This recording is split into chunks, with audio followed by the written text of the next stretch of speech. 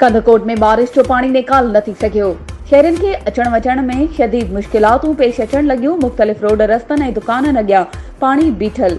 शहरनि चयो त हिन वक़्त ताईं म्यूनिसिपल इंतज़ामिया जो को बि मुलाज़िम पाणी निकाल करण लाइ नाहे पहुतो। पाणी बीठल हुजण करे दुकाननि ते ख़रीदार नथो अचे। जी हालत कंदकोट जी असांजी मोटरसाइकिल आहे, रस्तो आहे, का शइ कोन्हे, को रक्षा आहिनि फासी पइनि था, न कार जो रस्तो आहे। हे हालत ॾिसो, ATM जी हालत ॾिसो, का बि सफ़ाई नथा कराइनि। असां हिते आधार में वॾे में तव्हां पाण ॾिसो था हेठि साकी होटल मशहूरु आहे माशाल्लाह, DC ऑफिस असां नज़दीक आहे। हे हालत छा आहे, गंदो पाणी तकरीबन मुसलसल महीनो थियो आहे। पोइ पाणी को कढण वारो कोन्हे, को कोन ऑफिस वारा को हालिया करण वारो आहे। ये हालत ॾिसो पाण शहरी माण्हू तमामु परेशान, को निमाज़ी आहे, को हेयो आहे, सफ़ा किन लॻो पिया, रस्तो तमामु बेहतर ख़राब लॻो पिया। अनाज मंडी छा बराले वो राजा पेंडल पोइ पाणी रोड तां मुसलसल बीठो आहे।